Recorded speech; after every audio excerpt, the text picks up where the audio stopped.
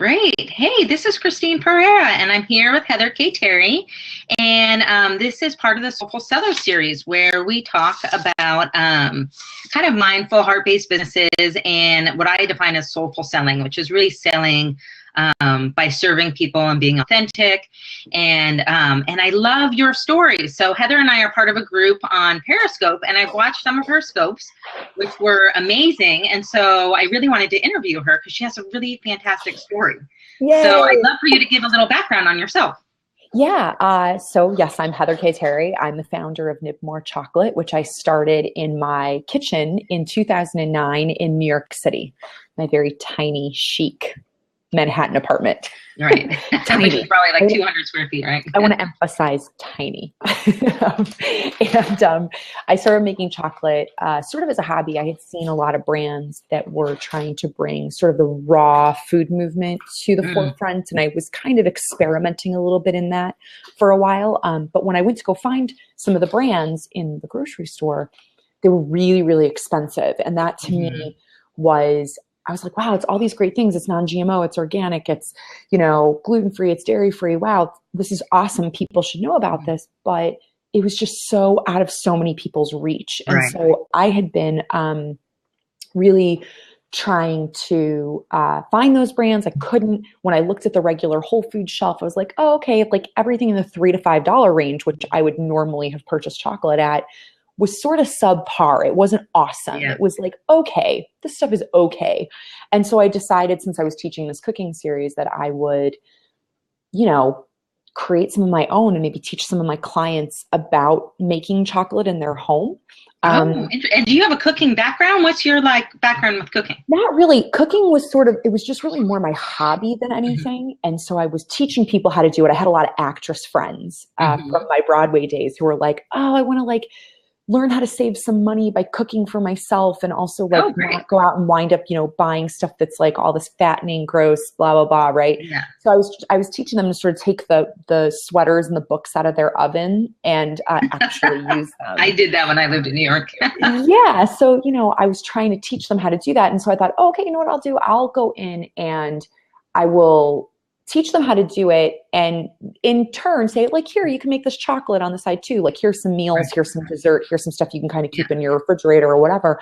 But it sort of took on a complete life of its own. And then I started bringing the samples into the show I was doing on Broadway at the time. And people were just like, you should really think about doing this as a company because it's very good. And think about it, And I was like, oh, I'd never really thought about starting a company before, but, I went with it.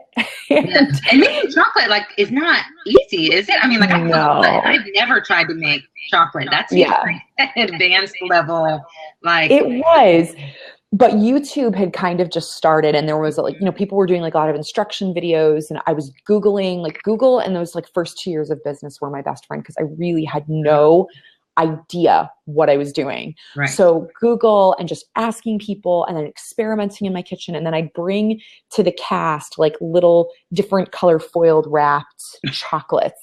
I'd be like, so give me some feedback on this. And still, I wasn't really thinking about starting a company per se. It was really more I wanted to create a recipe to share with my clients. That was really more what the direction I was going in. And it wasn't till my friend Kevin O'Donnell, who I was doing the show with, looked at me and was like, you should really think about doing this. And that's great. I was like, oh, wait a minute. Maybe I should. And then a bunch of people around him were like, yeah, you should. It's really good. And so that was sort of what put the seed in my mind. And then what happened from then? Did you just say, okay, I'm going to start a company? Yeah. So I was like, yeah, I want to start a company. I went to a woman that I had met at Integrative Nutrition who had a business background, who wound up becoming my business partner for a while. And I said, hey, do you maybe want to advise me on this? Do you want? And she was like, after she tried it and we started kind of working together a little bit for a while, she thought, let's be partners. Let me help. Let me do some of this. Let me do the sales component of this. Let me figure out some of the financial part of this, because that was definitely a weak spot for me. I didn't know what a P&L was. I didn't know how to do an Excel spreadsheet. I was an actress. These things were not required of me, ever in my life. So I was just sort of a fish out of water. And, she did, and she was really great. And we paired up and we sort of went for it. And that was how it all started. Oh, that's fantastic. Yeah. And then over time, your business grew and it became very successful. Yeah, so the company has become a nationally like a nationally recognized company to a certain degree. I mean, it's not everywhere, but it is everywhere. It's sort of the weird thing. It's like it's everywhere, but it's not everywhere. It's like in the pockets that it exists, it is very, very positive, and people know it, right? So yeah, it's become a success story. It's nationally distributed. It's distributed in Canada. It's so yeah, for my first business, it's done great. And it sounds like it's still meeting that that thing that was kind of bothering you, that there wasn't that low priced, high quality chocolate in the market. It's like fulfilling that need, right?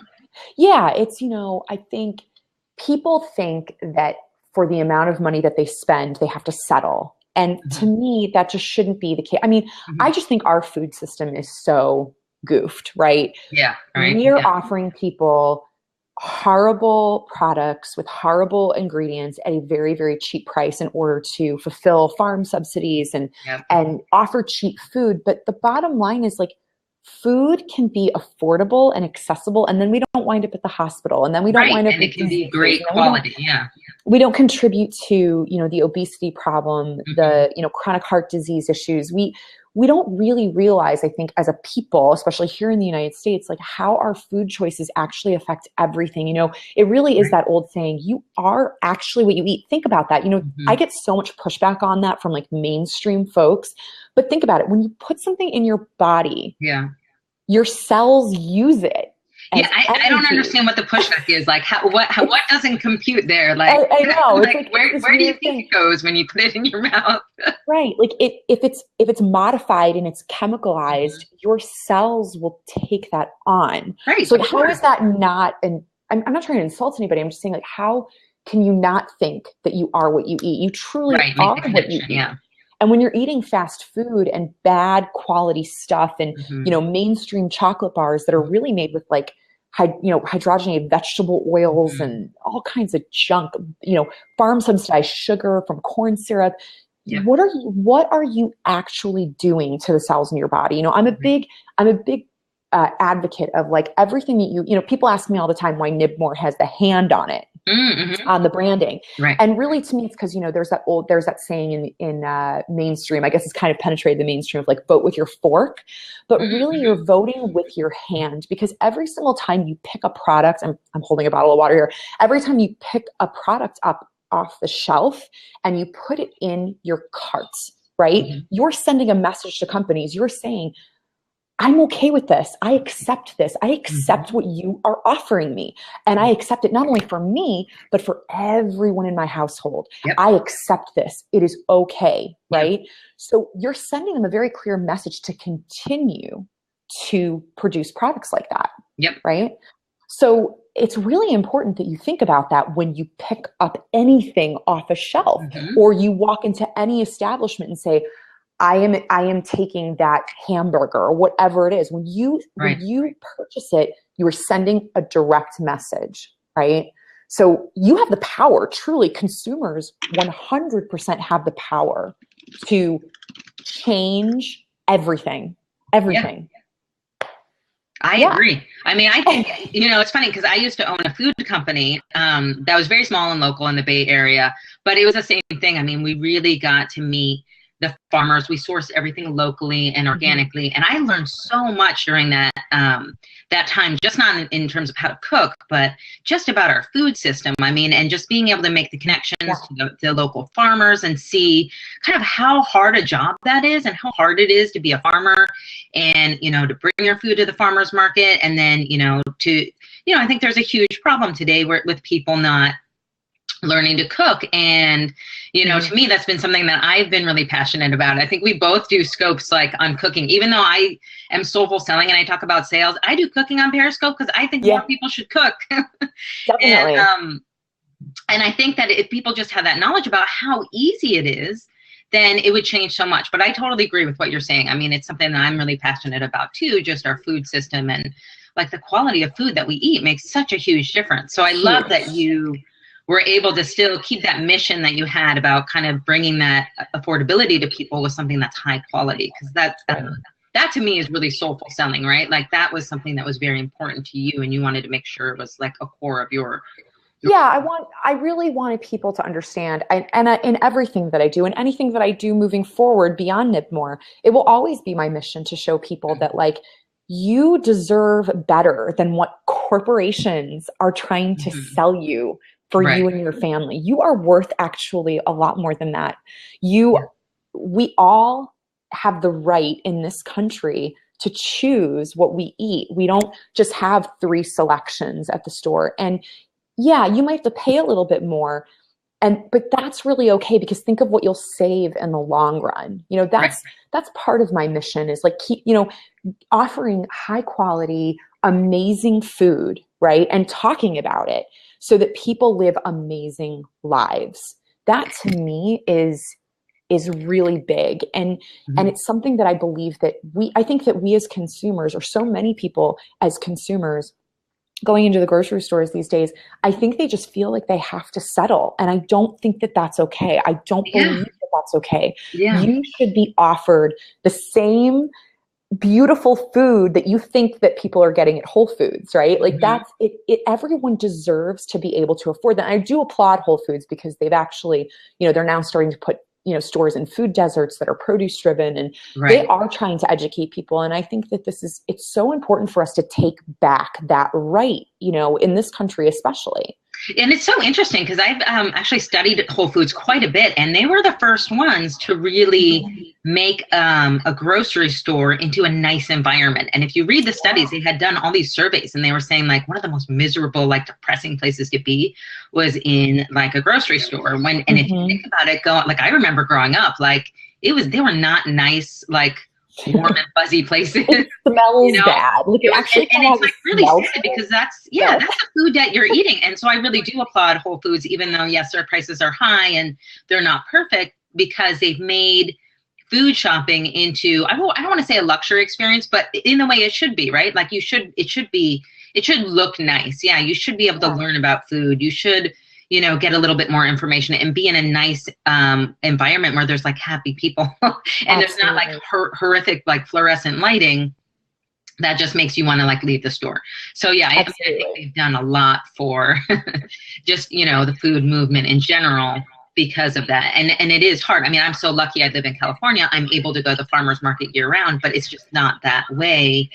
I grew up on the East Coast in most places. So definitely. I think, it's different everywhere, but yeah, I mean, I agree. I think just having access to that and like, our food is so important. That is, the basis. And I know you have a young daughter, right? I do. Yes. Yeah. And I do too. I have 2 young kids, and and seeing them and the way that they, see food is so important, right? That they grow up seeing people cooking food, not like getting it all out of a can or a box, that our kids really participate in cooking, which I think is so important for them just as a life skill. Yeah. And it's important for us as parents, I think, too, to teach them what is good eating from a very early age. I was on a plane yesterday. I'm in North Carolina right now. Oh, okay. And I was on a plane yesterday morning, and I saw a mother feeding.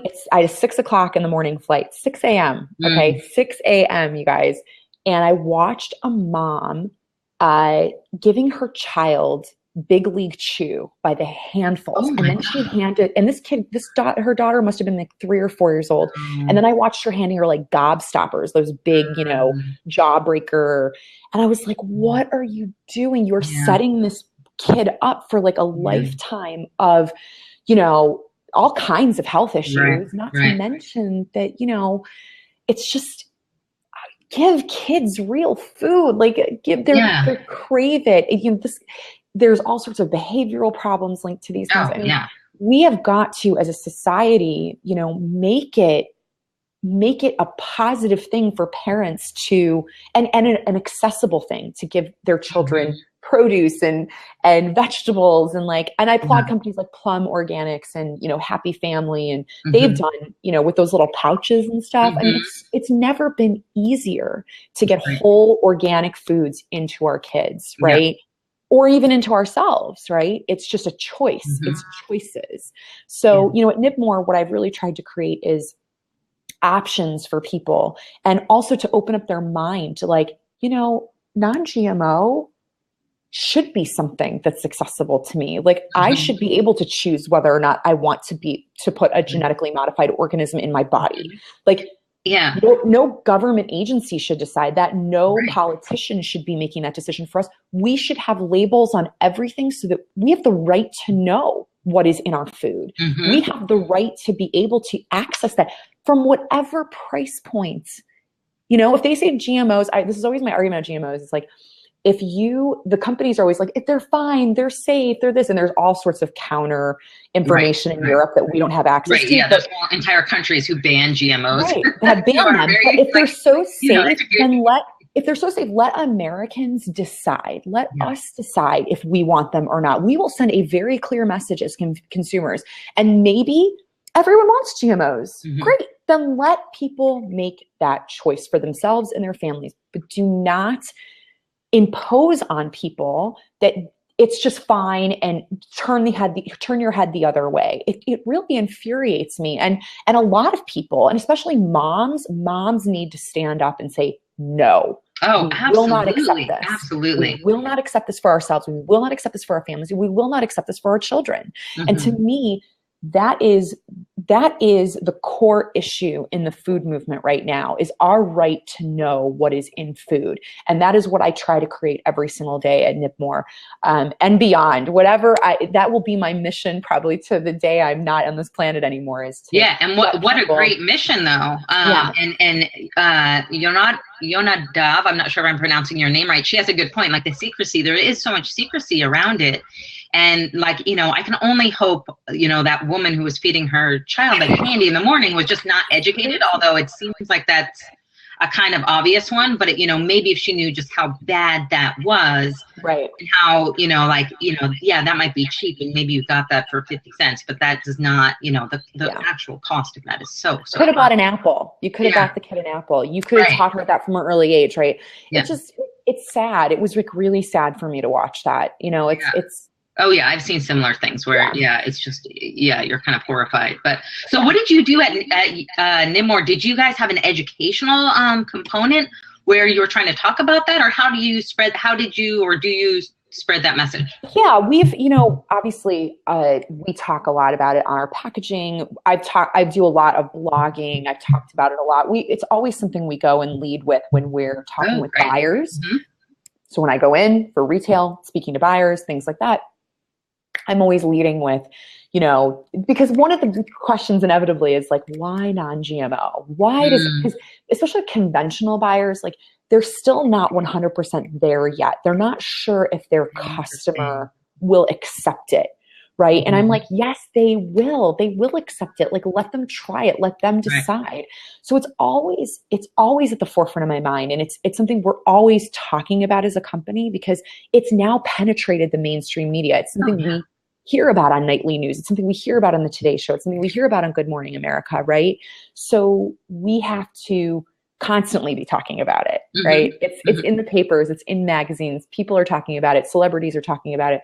So we always shine a spotlight on those particular certifications within our company, and we educate a lot of buyers. We're constantly getting consumers coming back to us. We're always blogging, I'm on Periscope a lot. So there's a lot, you have to touch as many people as you can. Yeah, right? Absolutely. And that's so interesting that these buyers have to be educated. That's like really surprising to me.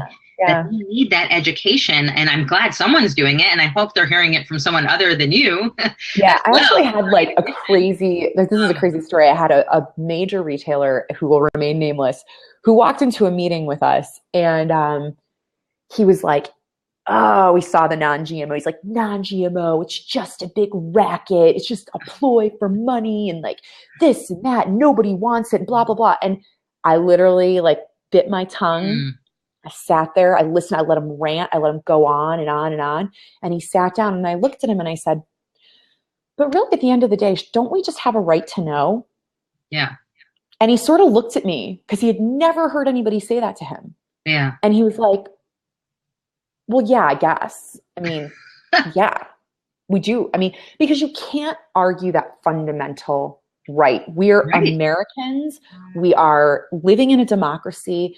And if we talk about all of our rights, you know, this is something we have the right to know. Oh, absolutely. Yeah. So, and the fact that it even has, I mean, I think there have been even regulations where they haven't even wanted to label certain like produce as crazy. like GMO, which is just crazy. It's like, yeah, like you're saying, like, why wouldn't you just give someone the option? If it's such an like an issue, just let people have the option, right? Yeah. I see some of the comments here. It's not an American thing. Certainly not an American thing. Right. It's just there's such resistance politically in America to labeling food. Why? Because there's special interests. Why? Because there's lobbyists. Why? Because a lot of people are making money on the backs of not only, I mean, when you look at the whole system, you guys, and this is getting way beyond the scope of this. I know, we're kind of going off on a tangent, but this is very interesting. But at the same time, when you look at it, it's a political issue. It is absolutely. Whose pockets are being lined by who people. What people have to remember more than anything is that there are people getting rich because you get sick. People are actually making money because you get sick, because of the things we put into our body and things that activate our cancer cells and the things that activate illness within us, right? Yeah. People are actually making money on that because they're pharmaceutical. They're invested in. Yeah. I mean, diabetes is one of the biggest, diseases right now in the U.S. And it's, I mean, that is making pharmaceutical. But buy another 2-liter for 31 cents, and so it's all a big chain reaction. Yeah, it is. Yeah. We can talk about that some other time. I know. So if someone wanted to find more, I mean, I don't know if you saw this movie. It's a little bit of an older movie, but it's called The Future of Food. And that to me was this incredible documentary. So if you want to learn more, that's a great movie to watch. It was actually Jerry Garcia's, from the Grateful Dead, his wife, who was a producer of this movie. And she really talks a lot about genetically modified food. And she interviews quite a few farmers. It's a really heartbreaking, but also very moving and inspirational movie. I actually watched that sitting next to some local farmers in the Bay Area, and we were just like in tears. It's just an incredible movie if you want to learn more about this issue. What do you recommend? Is there a book or a movie that you love that could teach? There's a bunch now. GMO OMG, Forks Over Knives. If you go on Netflix and you put in the search engine, food documentaries, a plethora of these non-GMO movies, GMO versus non-GMO movies will pop up. And really, you guys, it's just like, it's horrifying. Educate yourselves. Like, it's so, so important, Yeah. Oh, and then here's our viewer saying she worked for a drug firm and they consistently refused advancing disease-ending drugs, focusing on life lengthening. Yep. Yeah. I mean, it's sad that decisions like that are made. And a lot of people are not aware that in many countries in Europe, like in the UK, they completely ban genetically modified foods. Yeah. Because many countries around the world have third world countries have banned genetically modified foods. Right. In fact, in GMO OMG, he goes down to Haiti to talk to the farmers who had an uprising against Monsanto when they tried to sell them seed. They tried to give them tons of seeds after the hurricane, right? They tried to give them, but they were like, we don't want them. We don't want them. Yeah. We will depend on you. We don't want to depend on you. And goodbye. Yeah. They were burning Monsanto seeds in the streets. Yeah, that go with that. Amazing. Yeah. Okay, so let's talk about your book, because you have a book that just came out. I do. That sounds amazing. So do you want to talk about that? I saw that it's available on Amazon. And so what's the title of it? It's called From Broadway to Wall Street, Cautionary Tales of an Unlikely Entrepreneur. And Barnes & Noble just picked it up, which was great. Awesome. We were really excited about that. And they just placed their first orders. And it's been great. I wrote it because I was an actress on Broadway when I started the company, and then I wound up becoming an entrepreneur. My life took a complete left-hand turn, and it was really wild. You don't expect life to sort of take that turn. I'd never, like I said at the beginning of this, I had never really thought about being an entrepreneur or starting a business, and so it was it was just kind of surprising to me, everything I learned and the things that came at me in that time in the beginning of the company. So yeah, that's what the book is about. And it's not your standard business book where I talk about like, oh, this is how you set up an LLC or something like that. It's practical knowledge. It's things that if you start a company that you're like, there's the things that come at you that you're sort of like, huh? What? Wait. Yeah. What? So what are the things, what's the cautionary tale part? Like, what are the things that you've learned that you would advise people? And you don't have to give us away the whole book, but like, give us some of the main things that you've learned. Yeah, just things that were as simple as, hiring and firing employees, when to hire an employee, like how, when you let go of your, you have control of everything in the beginning, right? And it's hard when you have your own systems and your own way of doing things to say, I'm going to give this to someone else to do. Right. Yeah. And we talked about that earlier. Yeah. I mean, how hard is that? Because you said you had to hire a CEO at some point, and giving that, your baby to someone else. Yeah. I mean, that's so tough. I mean, what's the process behind that? Or I guess it's I think something that every entrepreneur has to go through at some point, whether it's hiring somebody to just be helpful in your business. We hired employees who were just sort of jacks of all trades at the beginning. It was kind of like, this is your main function, but you may have to do like these 800 other things. But that still can be really, really, in the book, I use the example of the girl who I hired to do events, right? We hired a girl to do events, and I did events. It was very tight, very buttoned up. I liked them done a certain way so that everybody was on the same page, that we knew if we had a problem, where to go to. I created like a book for every show, and I took great care to make sure that there was no chaos when we went to a trade show. And so when Jenny, was her name, came on at the time, I looked at her and I said, Jenny, you are going to follow this to a T. These are the instructions to do this. And you're going to follow it to the T for your first couple of these so that I can just sleep at night and I don't have to like worry about it going haywire. Right. And then once I get comfortable, you can put your own spin on it. I'm not going to tell you what to do or how to do it. Right. And she really appreciated that because it really managed her expectations of the job. Oh, that's great. So she was able to come in and be like, okay, I'm going to do everything exactly how Heather asked me to do it.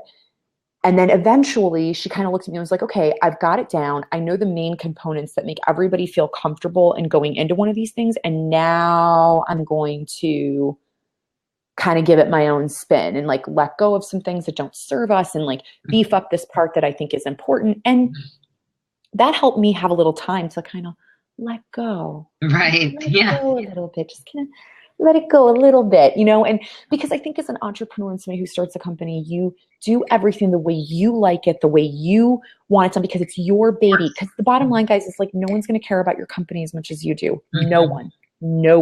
You're paying them. They clock in at 9 and they clock out at 5, right? And that's it. Yeah. Right. So you have to be really respectful of their time. And you also have to be respectful of the fact that it's very important to them to be there, right? Especially if you incentivize them to be there. But it's not their 100% thing, right? And I think I had to really learn that, like the people that came into my business, it wasn't going to become their baby in the way that it was my baby, right? Well, that's good. I mean, that's, having realistic expectations, but. So stuff like that. I talk a lot about those things that sort of unexpectedly crept up that I was not really prepared for on any level, Yeah. Yeah, absolutely. That's got to be tough, for sure. So what would you, I like to ask people, and, you're kind of unique because obviously you're, you sell to retailers, but what advice would you give to someone who's maybe another retailer about, how to be like a soulful seller, how to be authentic? And it sounds like you had that great story about, talking to this guy who like obviously was not very educated on GMOs. Like, what advice would you give to someone else who has a similar retail company about how to approach sales, like in a soulful, like authentic way? Yeah. I mean, I think no matter what, I talk about this a lot on my personal blog is, really owning your story, owning what you bring to the table and being authentically you, right? It's really easy to go into a meeting with somebody, especially in my position, where you just want to give them everything. You just want to be like, okay, whatever you want. And if it's, we don't need to talk about GMOs, but that is my unique spin on bringing a product in the marketplace. I'm never too brash or brazen when I walk into a room, but I am always uniquely me. This is my story. I started this company in my kitchen in New York City. I never knew I was going to be a business person. I'm very, very passionate about this. I'm a mom. I care about what I put into my body, my child's body, my husband, and the rest of my family. That's so important to me. And I think it's important to other people. And walking in with that message, right? Being uniquely you and never changing who you are for someone else, right? Finding the way, even with the most intense person, to say, hey, I hear you, and great, I hear you. But can I just pose this question to you in a non-threatening way, right? Like that can really change the narrative with some people. And, I often see people, one of the things I fell into, I don't actually talk about this in the book, but I blogged about it in the past, is that, when I first came into being a business person, whatever that means, right? There was one point where my partners and people around me, people who were, involved in business were like, oh, well, you're going to that really important meeting, or advisors or whatever. You need to like make sure you wear a suit, and, cause I'm a jeans and t-shirt kind of gal. And I don't put on any airs for anybody at any time, Christine, ever. It's who I am. And I did that a few times, where I put on the suit and I like walked into the meeting, and it was so gross because it just wasn't. It didn't feel right. It did not feel right at all. And so I always show up uniquely me. Like I am who I am. I'm never going to change that for anybody. If you don't like it, don't do business with me. There will always be somebody around the corner who will do business with me because of my authenticity. And I think really coming to the table with your story, your own unique story, it's so important, right? Because that's what people will gravitate toward. There are plenty of products in the market. There are plenty of chocolate companies in the market, right? But I offer also myself, right? I offer myself, not just chocolate. I offer my unique experience. I offer what I think people want. I offer that message, right? So it's so important to be you, whether you're in a coaching business, a CPG, consumer packaged goods, whether you're going to an office every day, you have to be comfortable in your own skin and bring yourself to the table. Yeah, I so agree. That's like one of the main things I teach with Soulful Selling, is kind of that you need to own your own style and who you are, because that is what makes you unique. And what I hear from so many people, and this is interesting because I think you talked about this in an article, is they're like, well, I do the same as so many other people, or there's all these other people who are more qualified than me.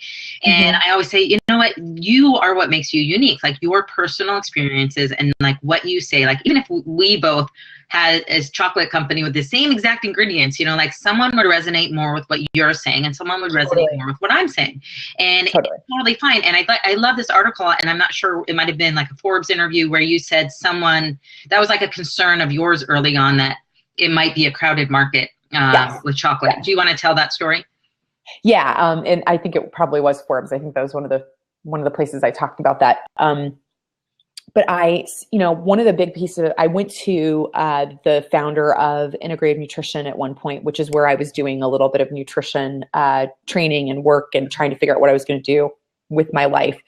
And I said to Joshua, I said, I'm nervous because there's so many chocolate companies. Like, how do you edge yourself out? Like, how do you, and he stopped me and he said, Heather, there is enough room for everyone in this world. You might think that you're offering the same thing, but no one has your unique perspective. Nobody is you. Nobody's going to walk into the room and be Heather K. Terry. Nobody's going to go into the room and be so-and-so. So it's really important to remember that no matter how much you think you are in such a competitive marketplace, you will always have something to bring to the table that is uniquely yours.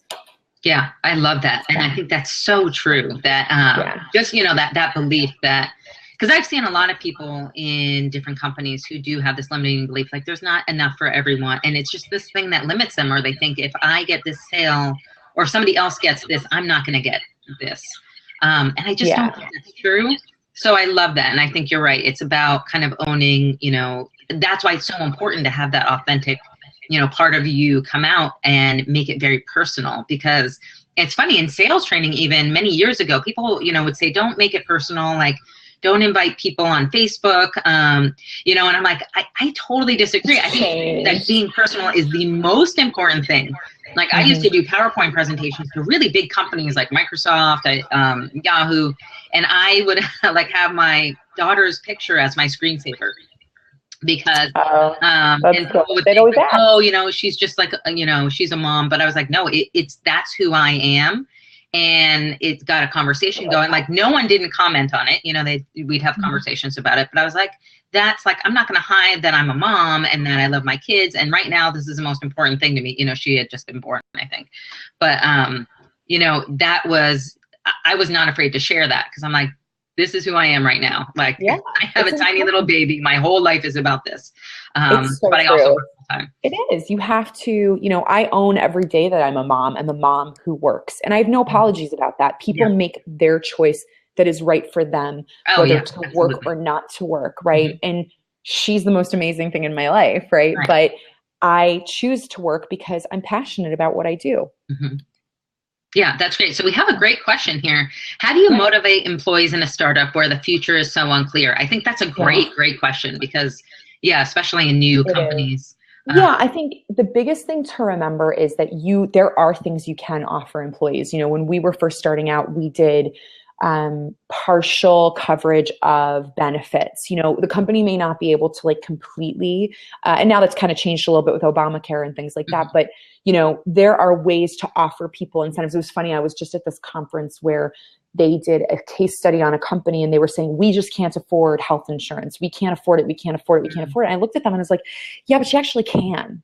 You can afford it. If it's important enough because they were losing candidates. They were trying to hire some people that were bigger, and they were like, well, they don't fit our company culture. They want health insurance. And I was like, no, they have families, they have children, and they need, that is their first priority. I'm sorry, but it is. It's their first and it's the same with a business. A business has a priority, right? You can decide you're going to have health insurance and then not have something else. Right. And just because those two founders don't have kids and they don't understand, they're in their 20s, I'm like, you need to understand that anybody who you bring to the table, that is potentially going to be very important to them. So like, get with it, you guys. Like, I kind of berated them a little bit in this meeting, but it kind of woke them up. And I said, here are 3 options for health insurance that will make it affordable to you and your company. And they were kind of like, oh, and then a month later, I got an email from that founder of that company. She said, thank you, thank you, thank you. One of the main resources I gave her, she's like, we are now offering all of our employees health insurance. Oh, that's great. Level. And that, that can help even 1 employee, 2 employees. That could make or break them. They appreciate that, because working for a startup's really exciting, but it's got to work for everybody. Oh yeah. I mean, and there are certain just non-negotiables. And for anyone or most people who have kids, you have to non-negotiable. And then, doing little things for your employees, incentivizing them with year-end bonuses, no matter how small they are, for reaching certain sales targets. You can, when my team does a great job from time to time, or we're having a really rough week and they've just done a stellar job, I'll like toss them a $25 gift card for Starbucks and just be like, so nice. You guys rock, and thank you for everything that you did. Little things like that go a really, really long way with people when they know that the company's just starting out. When you put it out there a little bit, it will make them hustle more, and it keeps them engaged and it keeps them involved. It's awesome. Yeah, I agree. And I think that's one of the wonderful things about working for a startup is that just a small company. When I think startup, I always think technology, because I work in the Bay Area. But any kind of like starting company that's starting up is that you get to see it grow, and you get to see the successes and be really a part of it and feel like a lot of ownership in it. And I think, the more you can expose people to that, the better. And sometimes I found when like we had our food company, it was just, really just appreciating people. And even if we didn't have the money, just, saying thank you and really being connected, even though when you're running a company, it's like you're crazy, right? You're trying to do everything and you don't have time for, most of it. So it's really hard, to stay connected sometimes. But we always made it a priority, like, hey, let's make sure we spend time with these guys. and tell them how great they're doing, and yeah, like make them feel like a part, you know, like a part of it. Totally. It changes everything. People really appreciate any small token of appreciation you can give them. You know, it's really important. Yeah, absolutely. I love that. So now what are you doing? Like, what's your focus now? You've written the book, you've gotten your company to this very successful level. Like, what's next for you? Oh my goodness. I'm writing a second book. So that's slated to come out next November, 2016. And can you give us a sneak peek about what that's about?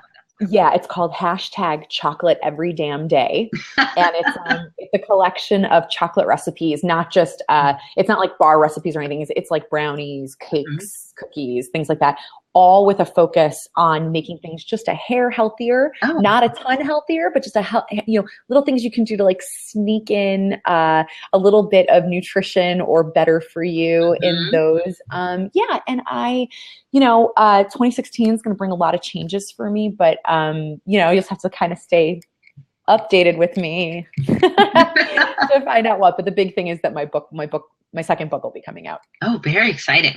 So you're in the process of writing that or finishing that up now? I'm in the process of writing it right now. Yes. Oh, very exciting. Oh, that sounds great. I would love to see that, those recipes. So what's your favorite recipe? My question is like, what's your favorite holiday recipe? Because, we're going through the holidays. What's your favorite holiday, like chocolate recipe or any recipe that is not too difficult to make? I'm all about like simple, easy cooking. So yes, my most favorite holiday chocolate recipe is doing barks, because when you do barks, they're really simple. You can engage your kids if you have kids, or if you're a single person who just wants to do something kind of cool, you can do that. And it's a matter of just like tempering the chocolate either in a double boiler or even microwave tempering it, and then adding whatever toppings you want on it, letting it cool, and then cracking it all over the pan and then sticking it in a pretty dish. It literally takes like a 20 to 30-minute project. So what's the way to make that like slightly more healthy? Yeah. Is it just using better quality chocolate, or is it better quality chocolate, and also like what you add into it? We do at our house, we do like coconut, we do chia seeds, we do goji berries, we do like some super fruits and things like that make it a little more interesting. Flavors that you can't necessarily find in a grocery store. That's what's so great about like making your own chocolate bark, like something that it doesn't have to be perfect looking, but you can also like just go to the bulk bin and be like, ooh, I want to put some pecans in it. I want to put some this in it. Oh, there's hemp seeds. Oh, there's, really picking and choosing all that fun stuff. It's just super fun. And kids, the kids will be like, oh, I want to put that in it. I want to put that. Like, I've also and the other these, you can put,